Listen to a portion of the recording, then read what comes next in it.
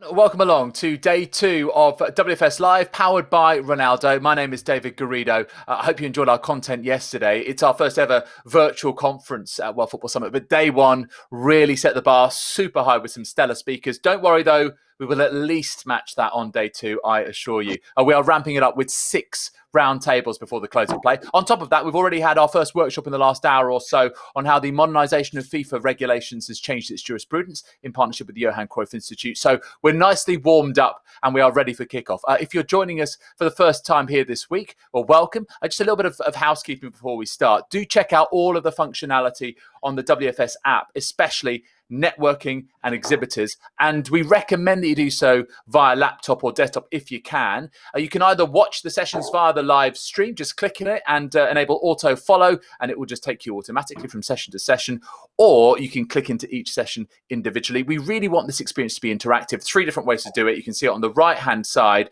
chat, questions and polls. If you've got a question for our panel, please put it in the questions tab. That way we'll be able to spot it and we'll be able to upvote it and see which ones are the most popular. And of course, you can take part in the polls as well.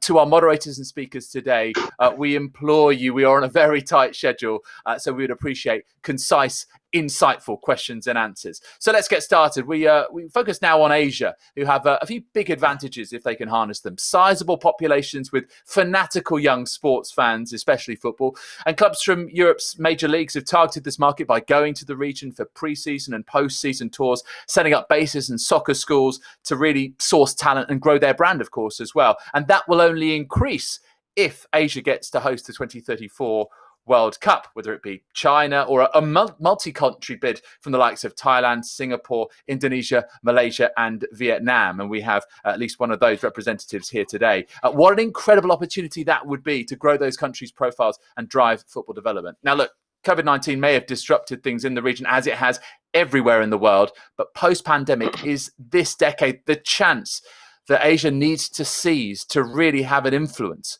on the global football stage. Let's find out in the esteemed company of our speakers. You can see them here. The General Secretary of the AFC, Dato Windsor John, Secretary General of the Football Association of Malaysia, Stuart Ramalingam, and EVP of Partnerships at Football Marketing Asia, Ned Negus, and your moderator for this first session of day 2 of WFS Live, powered by Ronaldo, Managing Director of Octagon for Asia Pacific, Middle East and Africa, Aykan Azar. Aykan, this will be a great session. Over to you. Thank you very much, David, and welcome everyone from Singapore to this next session, first session of day 2, where we turn our attention to Asia and the question if Asia will continue the trend of becoming a powerhouse in global football. My name is Aykan Azar, Managing Director for Octagon in this part of the world. I'll be your moderator tonight, and we have a fantastic panel with us to dig a little deeper on what football in Asia is up to. As David mentioned, a lot's been said and written about Asia and the potential and opportunity that comes with this vibrant continent. We know it's home to more than half of the world's population, with over 4 billion people, very young demographic profile, emerging economies, growing middle classes. Those facts are not new to anyone. We can look them all up online. But perhaps most importantly for all of us is the unrivaled levels of energy, diversity, and passion for the beautiful game. Asia today has, and that's also a fact, a lot of people don't know, the largest football fan base in the world. And that is relevant for all of us on many levels. That provides a perfect foundation for building a powerhouse, and we'll speak a little bit about what that actually means a little later. And we've seen some really promising signs over the last few years, be it through the growing success of local leagues, expansion of European football clubs into the region, local commercial success stories, or homegrown talent making noise internationally. The list goes on, and we're probably on a path in that same trajectory. And then COVID-19 happened, which puts a big question mark on all of this, not just in Asia, I should say, and we heard from a lot of panelists on that already. So over the next 40 minutes or so, we want to explore where Asian football stands today, what the opportunities are and the barriers for future success, of course, what the implications have been of the COVID-19 virus, to ultimately find out if Asia will continue the trend in becoming a football powerhouse. Before we get started, quick reminder, as David mentioned, do make use of the question and polling functionality of the platform. We'll try to sneak some of those questions in from the audience if we can and time permits. With me today, we have Ned Negus, EVP for Partnerships, which also covers brand and marketing at Football Marketing Asia, formerly known as DDMC Fortis, just a couple of weeks ago, the exclusive commercial partner of the AFC, a sports marketing specialist. Ned has worked with some of the biggest brands and rights holders around the world during his time at Team Marketing in Europe, Recicom, and the International Champions Cup. Ned, thanks for joining us tonight. Thanks, Aykan. We also have with us Stuart Ramalingam, Secretary General at the FAM, the Football Association Malaysia. Stuart's been pursuing his passion for football from a very young age as a fan, football player, and then on the professional side in management and administrative roles at FIFA, the AFC, and the FAM, as well as on the agency side, Dentsu Sports Asia, before being appointed Secretary General back at the FAM a good 2 years ago now. Stuart, welcome, and thank you for being with us tonight. Thank you for having me. And rounding out the panel is Dato Windsor John, General Secretary at the AFC. Having experienced an entire spectrum of football as player, coach, and now administrator, Dato Windsor joined the Asian Football Confederation as an executive director in 2012 before being appointed as the Deputy General Secretary shortly thereafter in 2013. Since taking helm as the AFC General Secretary in 2015, Dato Windsor has been instrumental in the implementation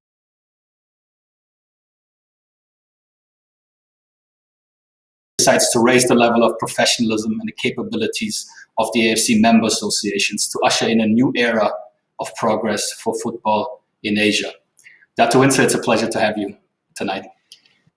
No, pleasure is mine. Thank you. Thank you, Aykan. All right, let's get started. First question to you, Dato Windsor. The COVID-19 pandemic, everyone speaks about it, has affected sporting events around the world, and that's no different for football and football in Asia. Can you tell us a little bit about the impact of the pandemic on Asian football specifically, and what role the AFC played during the pandemic, considering that football was suspended across the region? Firstly, it impacted our competitions, but a swift decision was made to ensure the safety and health of our players and staff are protected. In fact, AFC was one of the first organizations to postpone the matches. But at the same time, we needed to ensure business continuity to our member associations and stakeholders, which I'm pleased to note that the AFC has been able to, able to fulfill our responsibilities while working from home for more than 3 months. And to answer the next questions, the AFC launched 2 social media campaigns, #BreakTheChain and also #Stay Active, together with our Asian stars to raise awareness on COVID-19. And as all football organizations, our football competitions and developing our member associations have always, I would say, be the main area of focus. But in the background, we have used it as a platform to promote social responsibility programs. And we have been working with our partners, United Nations Office for Projects, Services International Federation, Red Cross, Red Crescent, to launch initiatives across Asia, especially to affected pandemic countries and areas. We also invited the K-League, who, as you know, were the first to resume their league, to present their case study to our MAs. Yeah, this was highly engaging session for our MAs to gain an insight as how they can restart their league, and also to exchange ideas among the peers. Yes, not easy, but football family has been a resilient family, so we have to work hard to restart this our beloved sport. Absolutely. Thanks for that. Stuart, as a member association, can you give us a little more detail around the impact COVID-19 had on the Malaysian football scene in particular? And I guess if we're trying we spoke a little bit earlier, and you mentioned the cases in Malaysia down to single digits, so there's a bit of light at the end of the tunnel. Can you tell us a little bit how the FAM is planning to come out of the lockdown period, and what the new norms are that the FAM will be taking to maybe turn what started as a negative into a positive? Thanks, Aykan. I think no one prepares you for something like this. I think it took us a very early decision. We took a decision of the cancellation of our leagues and the postponements of all football activities in Malaysia even before the government shut down. So we could see it coming. It came on the back of decisions made by AFC for us to see the effects of the pandemic across the region. So very quickly, we made quick decisions to ensure the health and safety of fans and players protected primarily. And as a national association, we've always seen as the association of national teams or leagues or pro clubs. But actually, our responsibility even transfers even further down, right through football academies, public venue owners, match officials, even social leagues and social clubs. So, but what we did was we turned the problem we're facing into an enormous problem into three main areas. So we focused first on football, obviously, and with all our football activities reaching a screeching halt in March, we needed to bring football back as fast as possible, but we were very careful in terms of when that was going to be. And as mentioned earlier in our offline chat, that the numbers in Malaysia has been dropping pretty quickly recently. And with that, we reintroduced the guidelines to return to football on the 12th of June, and even started to create more activities across social media to allow more engagement with our fans. The big project for us this year was a pro football revamp that we targeted to be completed by the end of September. Based on the postponements, we had to readjust all of this. The Pro League, we hope, will kick off again in sometime in August or September at the latest. The second part of how we broke down the big problem into a couple of smaller solutions was the financial impact. We knew that we were going to miss massive financial opportunities with the cancellation of our FIFA match dates. We projected a loss between 2 to 3 million US dollars, and immediately through the guidance of our FAM president and effective collaboration and cooperation by the secretariat in itself, we managed to stabilize the position of the association. And we very quickly now coming out of it, even though the lack of national team football activities. But one of our major concerns was actually the financial position of the league and the clubs, which required us to make landmark decisions. I'm probably amongst the first in Asia to take decisions across intervention with the disputes between clubs and players. So the league and the clubs, there was a total of between 30 to 55% revenue drops in the local league during that time, and it needed the intervention of the association. But one of the very important things I think that really helped us through was communication. We were very sensitive with the first phase of our communication because it was a part where people were passing away. The pandemic was still spreading, so we didn't want to host toilet paper juggling sessions. We were very careful with how we were communicating at that time to mass public, and all our communication at that point was strategically behind the national agenda, creating awareness, supporting the frontliners, and making sure that public was aware of the pandemic and not playing it down through football. We didn't want too much insensitivities by the association.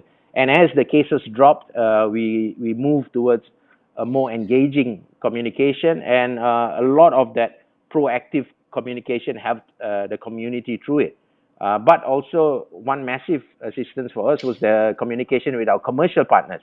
We started the engagement in our commercial partners from the get-go, even from the first week. And I have to say that all our commercial partners have stuck with us through the pandemic, and none of them are looking to leave.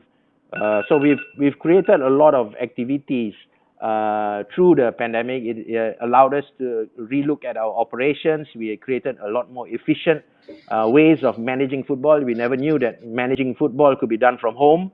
I believe now, this could have never happened, and we realized that we can manage even in a pandemic. So it's taught the organization crisis management, the value of the online platforms, and creating a lot of new systems that we have now made it part of our daily practice.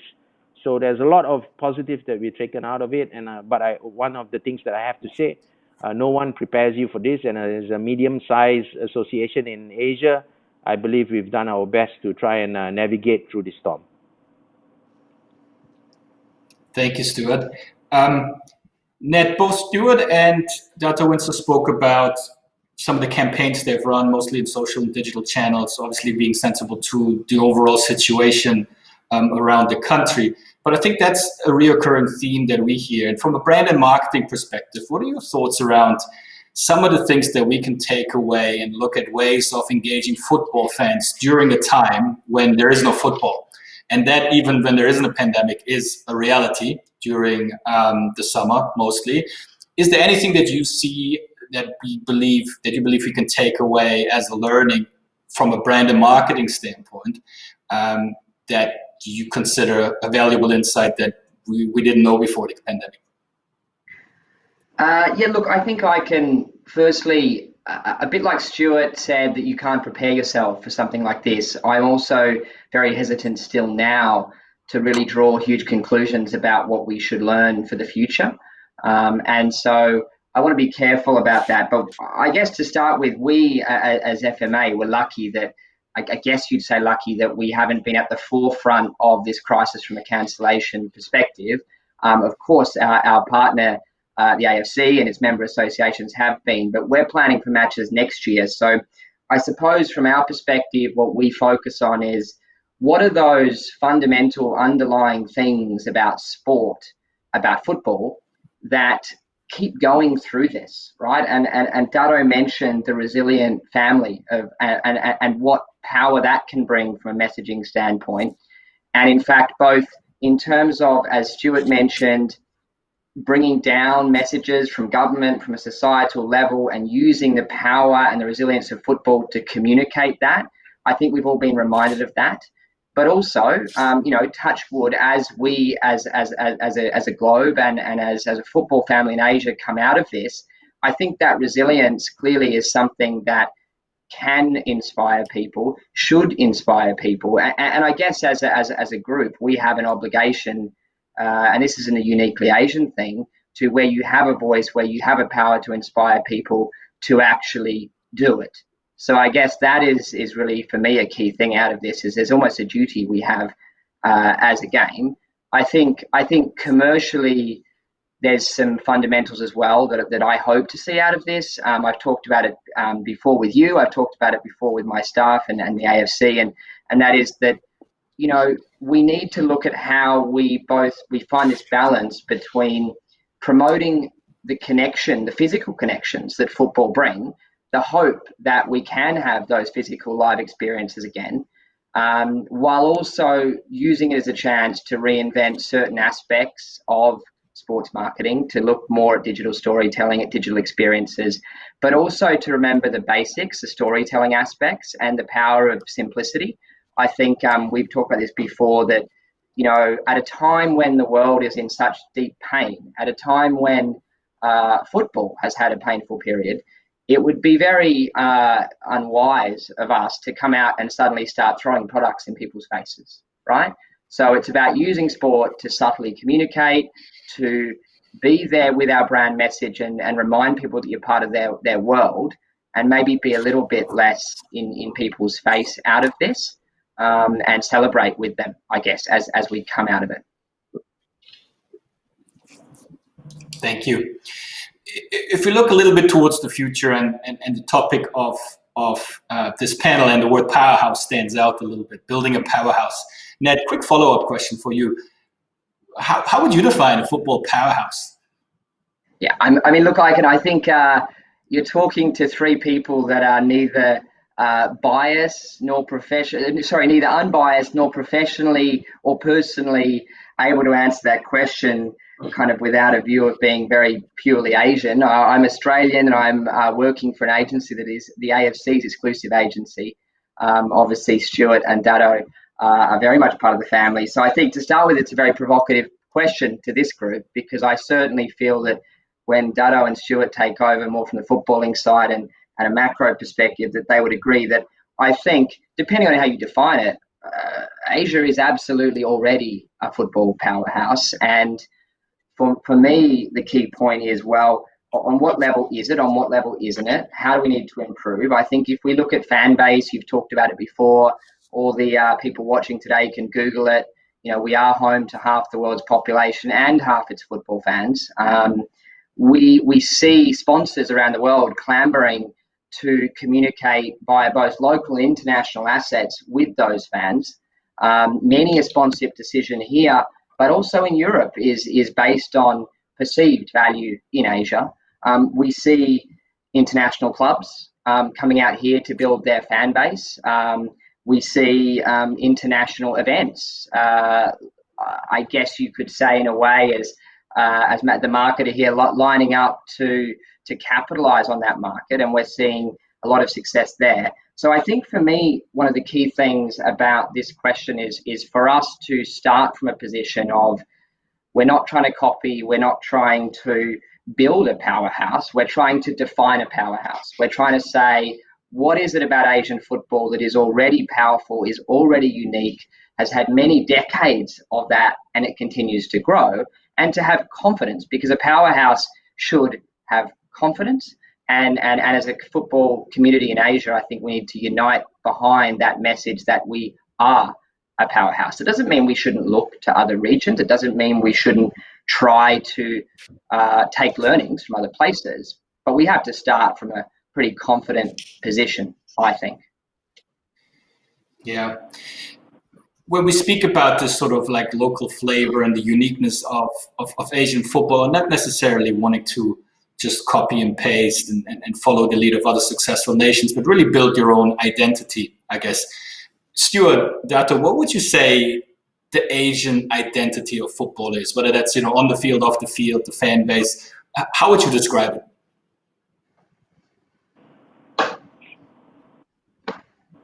Apologies, guys. Sorry, lighting issues here.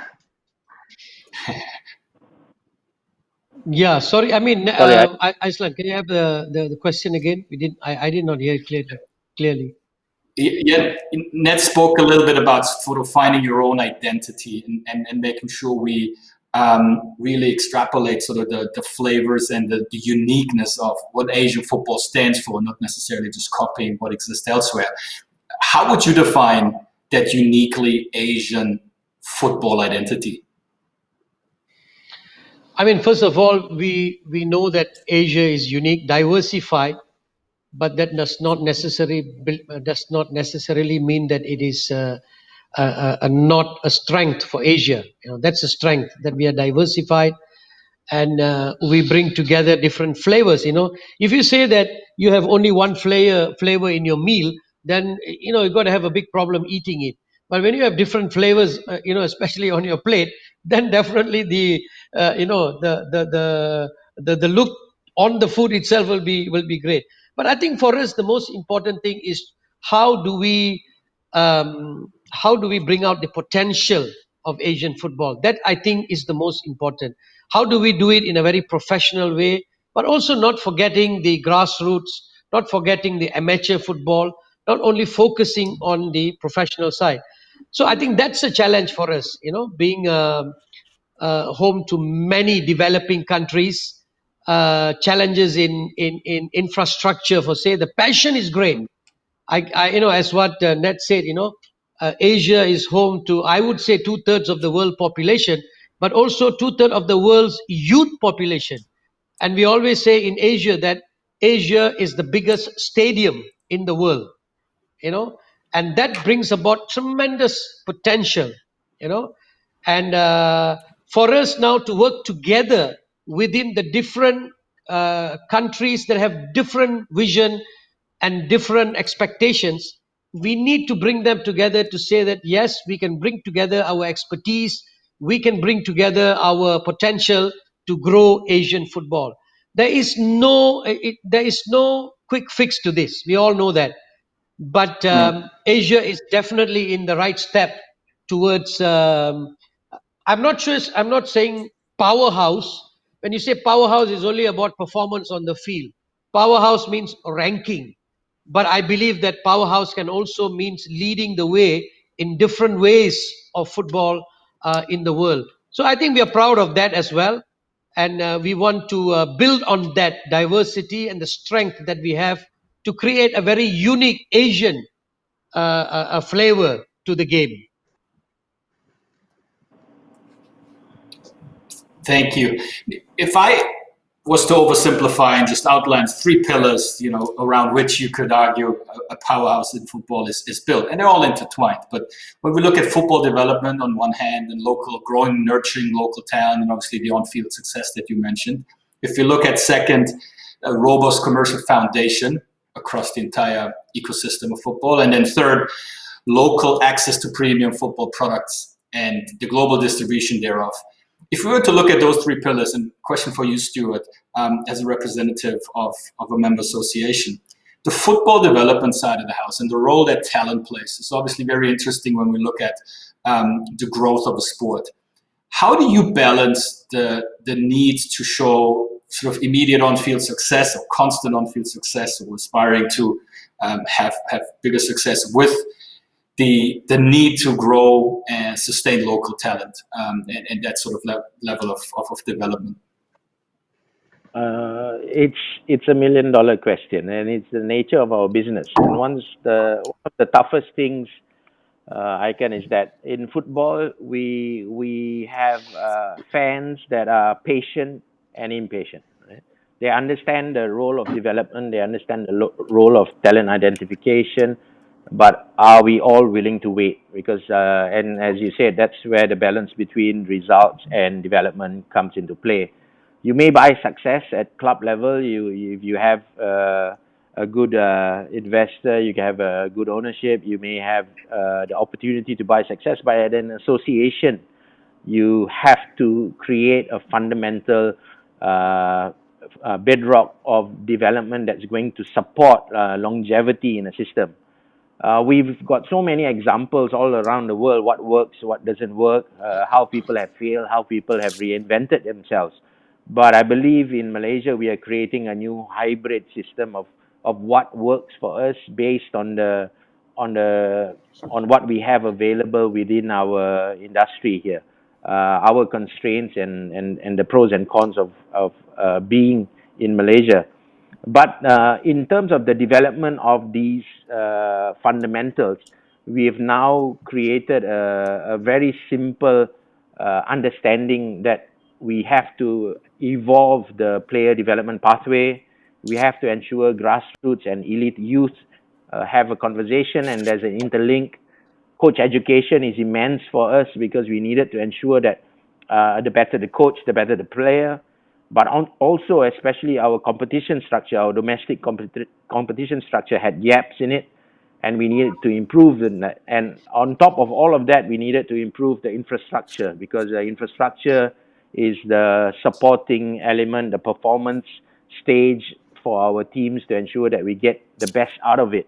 And all of this has been done lately, and we're trying our best to juggle between development success and the long-term development success and the immediate success that is also demanded by our stakeholders, by us in itself within the association. We want immediate success. It allows us to grow the sport.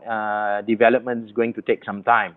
However, we understand that the development process is a long process, and we are not going to be impatient with the process and chop and change because the process is taking too long. We understand that is a process that we'll have to be disciplined to and patient with, and ensure that we work closely with the clubs and the leagues domestically for the immediate success that is needed. Yeah, and interestingly, just looking at the poll results here, 42% of the audience think that player development and scouting is a sector that should be the priority in ensuring continued growth. I want to bring in a question from the audience at this point, which is somewhat related. It's from Suhail Tandon. Thanks for the question. As mentioned, Asia has the largest football fan base in the world. However, the reality is that most of the fan base, or a lot of the fan base, follows European football rather than domestic football in their respective countries. What are the ways we can bring a change to this? And I guess the reason I bring it in at this point in time, when we look at local talent, I guess to put it bluntly, is it more interesting for an Asian football fan to see Ronaldo play or Song? And how do we make sure there's more Songs and there's more interest in the Songs of this world? I'm picking on him. There's many others, but you get the idea. Maybe I'll chip in because before you answer that, because I'm in Malaysia, Go. and to the guy that asked the question, in Malaysia, the domestic consumption of local football is 4 times higher the broadcast viewership of the English Premier League or any European match. The highest TV audience recorded in any content on TV in Malaysia is a Malaysian national football team match. So I would argue the consideration that we are all looking Europe. I suppose maybe he is, but mass Asia is Asian, and they are domestic support. So maybe now, Ned, maybe on your side. Yeah, look, I mean, I don't think debating facts is going to be helpful at this point, because you can produce facts to back up any argument. But of course, I agree with Stuart's facts there. And I think, look, I think we need to start from the point of, well, who is a football fan? And let's not forget that football is the biggest sport in the world. It is far more than a sport. Of course, for those of us sitting around here, we care about the sport itself. But I think, you know, what the audience member has observed there might be true in the case of certain very niche purists of pure football quality, in the sense that we traditionally think about it. But that's only one very small part of the football fan base. And the simple facts around mass reach speak for themselves.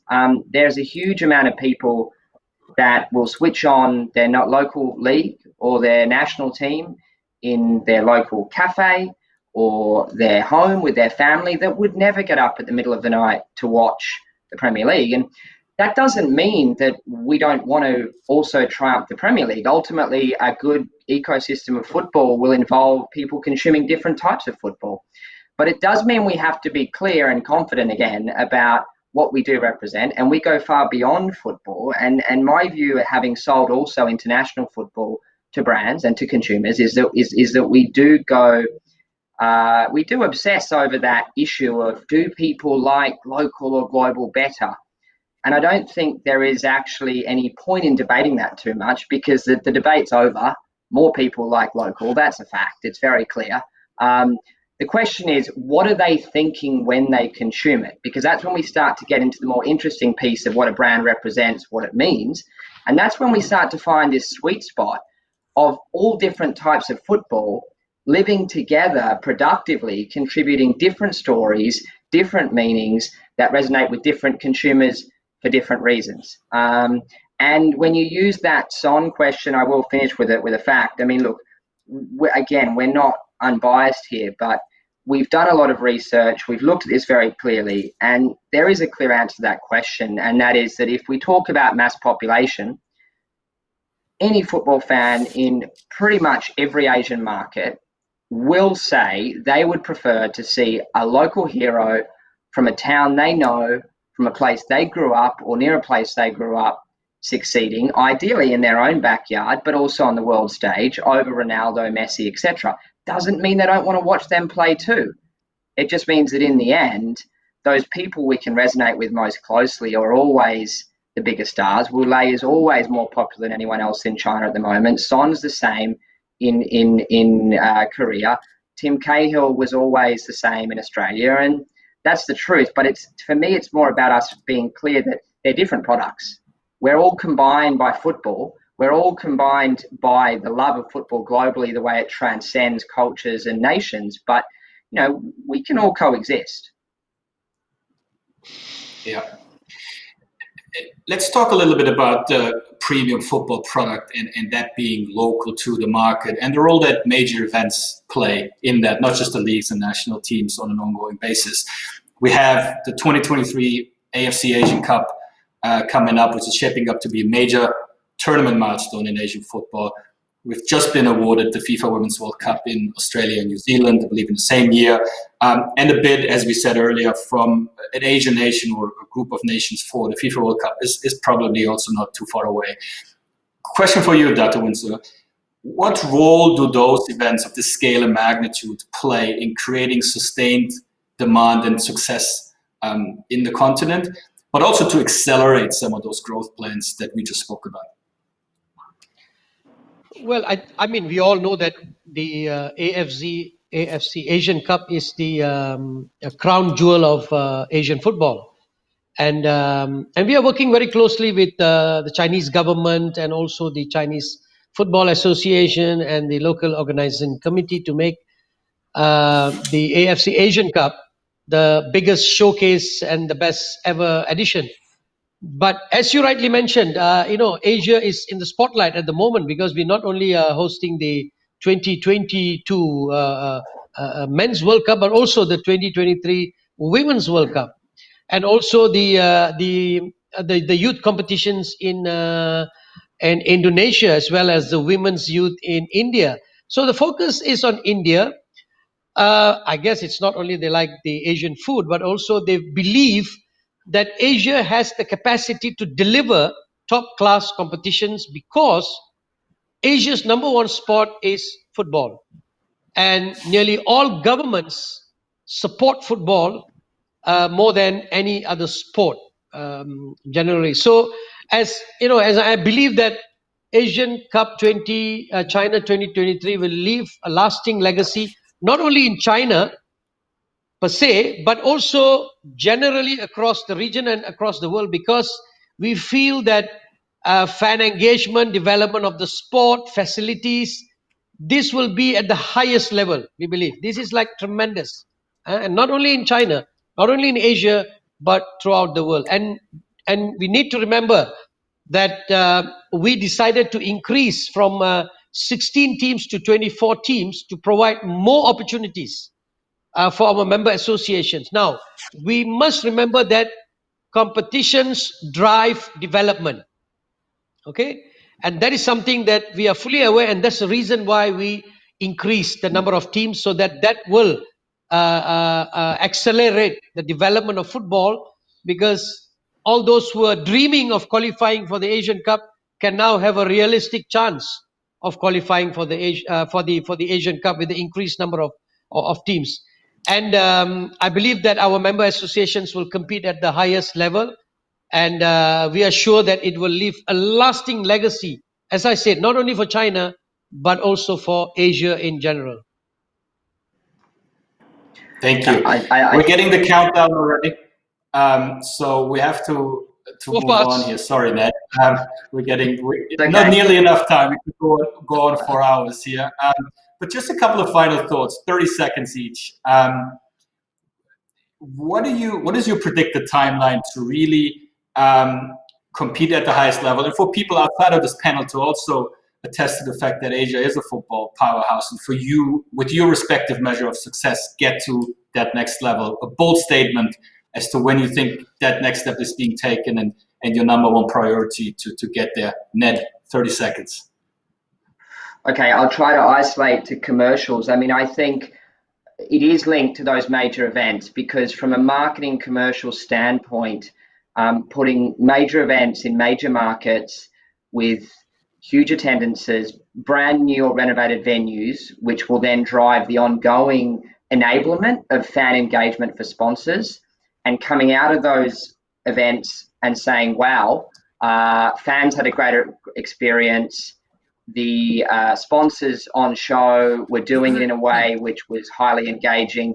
That'll be key. So that means the Women's Asian Cup in India. It means the Men's Asian Cup in China. It means possibly beyond that, 2027 with huge interest, and then maybe a World Cup. And then ultimately the World Cup qualifying process that leads into that.